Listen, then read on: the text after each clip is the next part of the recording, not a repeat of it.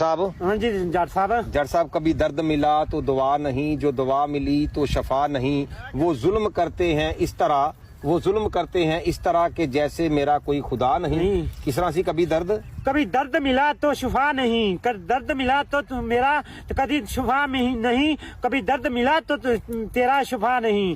तू कभी जुल्म करते हैं तो मेरा शुफा नहीं, तो कभी जुल्म करते हैं तो मेरा शुफा नहीं, खुदा नहीं, मेरा खुदा नहीं। इंदा की मकसद सी? इंदा मकसद है सी तेनू ओने मतलब दर्द दिता सी ते तू ओने मतलब दर्द नहीं फिर दिता। तू ओनू दर्द देना चाहिए सी ते ओने दर्द नहीं फिर नहीं दिता, ते फिर दर्द तेनू कादा फिर दे ही दईए। ठीक हो। तेरा चुप रहना मेरे जहन में क्या बैठ गया, इतनी आवाजें दी गला मेरा बैठ गया। किवें? तेरे साथ चुप रहना मेरे साथ बैठ गया, तेरी इतनी आवाजें दी तुझे गला मेरा बैठ गया। ठीक हो गया।